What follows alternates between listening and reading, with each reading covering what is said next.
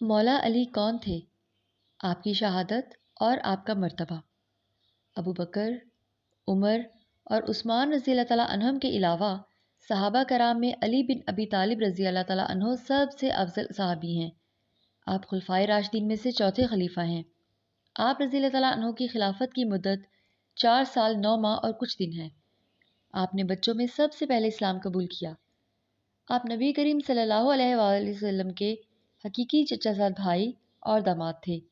نبی کریم صلی اللہ علیہ وآلہ وسلم کی جانب سے اپنی لاڈلی دختر کا نکاح علی بن طالب رضی اللہ تعالیٰ عنہ سے کرنا ہی اس بات کی سب سے بڑی دلیل ہے کہ آپ رضی اللہ تعالیٰ عنہ بلند ترین اوصاف حمیدہ سے متصف تھے۔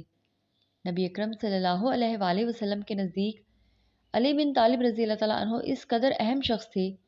رسول اللہ صلی اللہ علیہ وآلہ وسلم نے سیدنا علی رضی اللہ تعالیٰ عنہ سے فرمایا، تم میرے لیے ایسے ہو جیسے موسیٰ علیہ السلام حضرت ہارون علیہ السلام تھے، لیکن میرے بعد کوئی نبی نہیں ہوگا۔ صحیح بخاری 4416 جلد 6۔ مومنین کے لیے سیدنا علی رضی اللہ تعالیٰ عنہ سے محبت دین و ایمان کا تقاضا ہے، کیونکہ ان سے محبت نبی کریم صلی اللہ علیہ وآلہ وسلم سے محبت کی دلیل ہے۔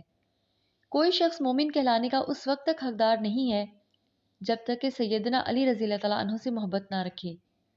پتہ چلا کہ کچھ لوگ سیدنا ابو بکر اور سیدنا عمر رضی اللہ تعالیٰ عنہم کے متعلق نازیبا الفاظ استعمال کر رہے ہیں، تو آپ ممبر پر چڑھے اور فرمایا، اس ذات کی قسم جس نے دانے اور گٹلی کو پھاڑا اور روح کو پیدا کیا، ان دونوں سے وہی محبت کرے گا جو فاضل مومن ہوگا، اور ان دونوں سے وہی بغض اور عداوت رکھے گا جو بدبخت اور مارک بد مذہب ہوگا، کیونکہ ان دونوں کی محبت تقرب الہی کا سبب ہے، اور ان سے بغض و نفرت رکھنا دین سے خارج ہونے کی علامت ہے۔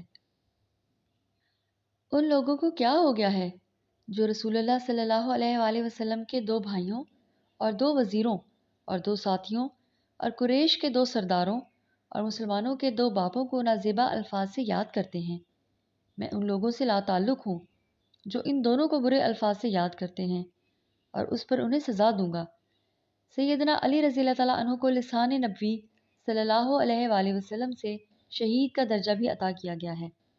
ابو ہریرہ رضی اللہ تعالیٰ عنہ سے روایت کرتے ہیں کہ نبی کریم صلی اللہ علیہ وآلہ وسلم ابو بکر، عمر، عثمان، علی، طلحہ اور زبیر رضی اللہ تعالیٰ عنہم کے ساتھ ہیرا کی ایک چٹان پر تھے کہ چٹان نے حرکت کی۔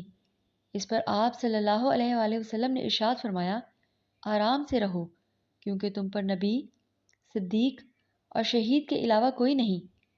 کوفہ میں نماز فجر کے وقت بدبخت عبد الرحمن ابن ملجم اور اس کے ساتھی شبیب بن ابن حجرہ نے حضرت علی رضی اللہ تعالیٰ عنہ پر قاتلانہ حملہ کیا۔ حضرت علی رضی اللہ تعالیٰ عنہ کو کاری زخم آیا۔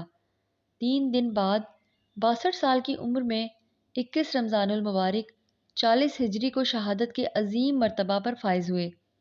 حضرت حسن رضی اللہ تعالیٰ عنہ نے جنازہ پڑھایا اور کوفہ کے عظمی نامی قبرستان میں سبورت خواب کیا۔